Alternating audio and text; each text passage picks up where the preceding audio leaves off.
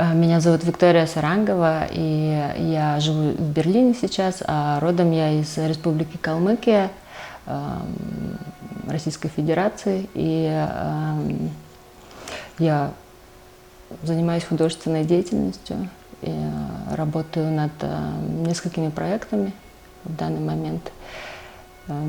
Один из них проект называется «Площадь Ленина и листа». Проект Motherland – это была моя дипломная работа. Вообще это видеоэссе и сопутствующая ей инсталляция, которая состоит из 4 вышивок. Это портреты женщины. И вот каждый портрет, он олицетворяет какой-то этап в истории Калмыкии. И как я к этому пришла? Ну, я была в эмиграции, я училась в Лондоне, и в какой-то момент я очень много читала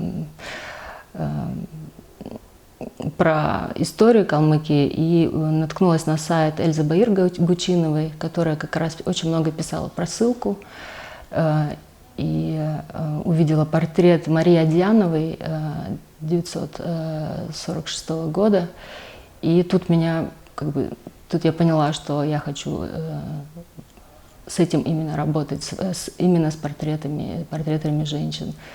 И почему-то потом я поняла, что окей, сейчас я буду работать с вышивкой именно как с инструментом. И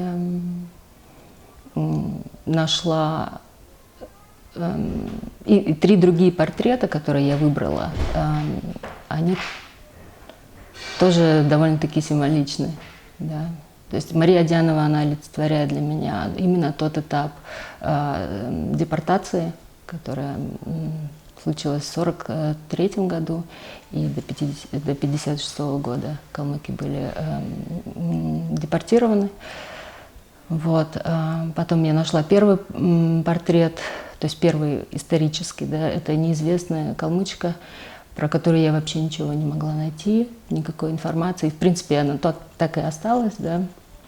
И третий портрет был портрет Ларисы Юдиной, это журналистка, которая в 1998 году была убита. И для меня это тоже очень много значило в тот момент, потому что ее газета «Советская Калмыкия», главным редактором которой она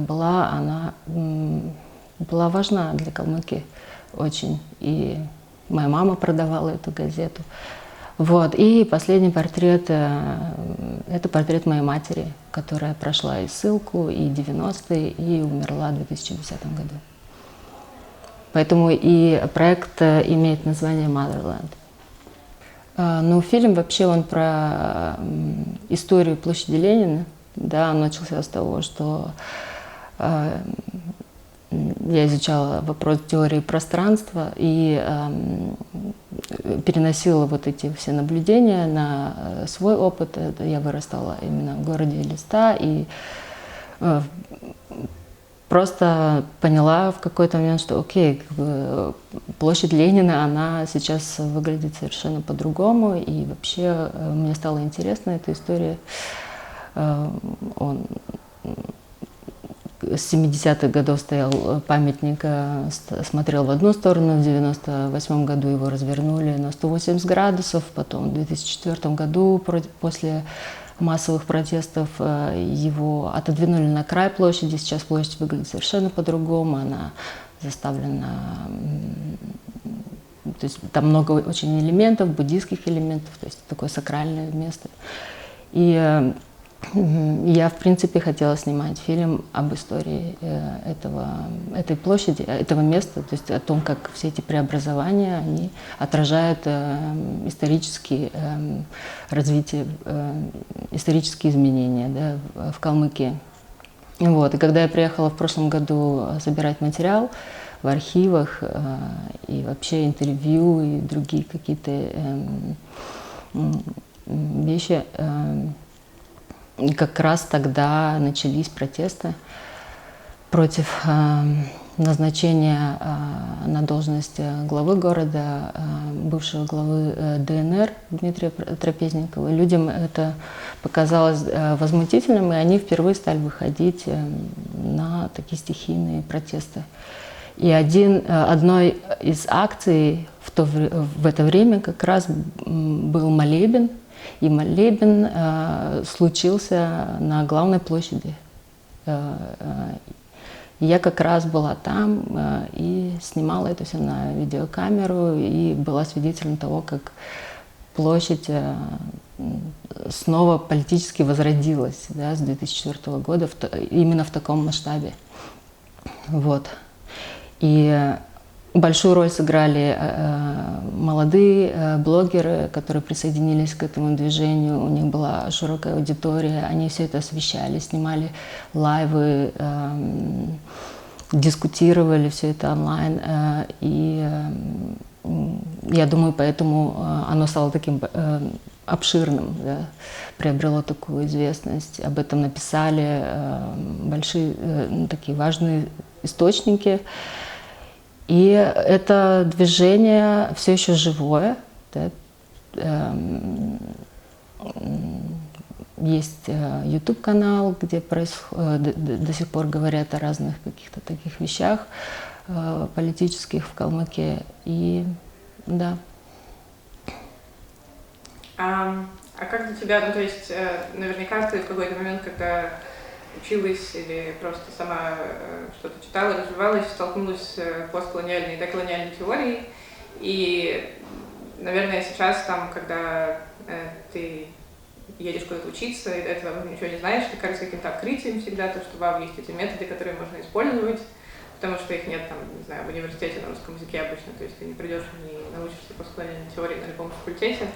Вот. Для тебя эти инструменты, они нужны и актуальны для того, чтобы анализировать ситуацию, может быть, сейчас в России, или как-то работать там тоже с темами идентичности на постсоветском пространстве? Ну, тема идентичности в постсоветском пространстве, конечно, для меня очень важна.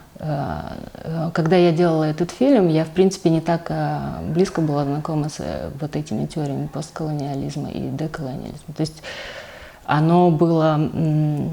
То есть эти идеи, они возникли как-то без теоретической основы в начале.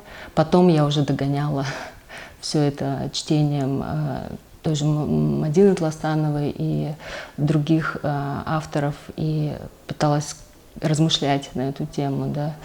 И думаю, что дальнейшие мои работы, они также связаны с этим, да. Тот же фильм, который мы сейчас заканчиваем. Да, но на русском языке мне мало что было доступно в тот момент, да, в плане теории. И такой последний вопрос, просто, не знаю, это скорее мой личный интерес. Как тебе кажется, ну, то есть это, мне кажется, достаточно известная дискуссия, в принципе, о том, что ты приезжаешь как художница откуда-то на Запад, или там, как, не знаю, исследовательница, это тоже бывает со всеми, и как бы есть разные степени ориентализации, там, в России это одно, а в какой-то там части России, которая еще меньше знает, это другое. Какие ты нашла для себя, не знаю, стратегии с этим обходиться, то есть как тебе кажется, как говорить на какие-то темы, связанные с идентичностью, так, чтобы это не было такой, опять же, ориенталистской историей про то, что... Ну, я работаю с разными темами просто. Не только с калмыцкой историей, как бы меня интересуют многие вещи. И я надеюсь, что...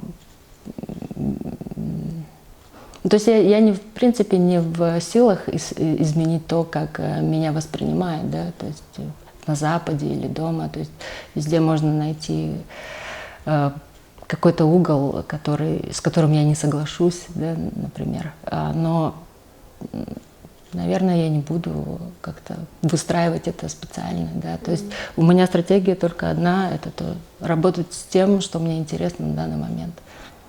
Ну да, говорить на любые темы, да. Темы, которые тебе... Да, но это очень сложный вопрос, вот поэтому я, например, вот этот фильм «Motherland» до сих пор, то есть я показала его несколько раз, но потом я пересмотрела его несколько лет после создания и поняла, что нет, мне не нравится та интонация, с которой я говорила когда-то о том, откуда я, о том, как я вижу историю сейчас. Я пытаюсь все же найти язык, да, который я занимаю эту дистанцию, да, и я живу сейчас в Берлине, но также и живу и в Элисте до сих пор, да, потому что, в принципе, как бы это такое ощущение. И забыла, потеряла мысль. Да, но то есть у меня есть дистанция я надеюсь, что она у меня есть к тому, где я сейчас нахожусь. По самой причине того, что я иммигрант, да, иммигрантка, и к тому, что происходит в Калмыкии. Вот. И из этого места между я и работаю. Но мне кажется, главное говорить. То есть, когда ты начинаешь говорить, то ты начинаешь получать какие-то ответы, то есть какая-то дискуссия начинается вокруг этого, и потом, может быть, эта тема будет больше и больше расширяться, будет появляется какой-то новый запас слов, новые какие-то понятия вокруг того, каким образом можно все это обсуждать. И как тебе кажется, если подумать о том, что будет какое-то утопическое будущее, какие для тебя, не знаю, изменения или вещи должны обязательно произойти в этом будущем? То есть, конечно, все надо не описать, но что для тебя было бы самым важным или наиболее важным? Ну, наверное, изменения в сознании, чтобы появилось у каждого ощущение своей политической субъектности. И тогда, мне кажется, именно это может дать путь к по-настоящему сильным преобразованиям во всем. Да. Ну и как раз мне кажется, что пространство наше физическое, оно связано с этим. Да. Что то, как мы ощущаем себя в пространстве, дает нам какое-то ощущение своей субъектности вообще.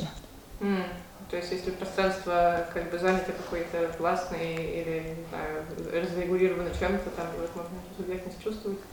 Или... Ну, сейчас я буду как-то... Это такие довольно-таки сильные выводы, но да, это может или подавить, или как-то дать волю к проявлению своей позиции.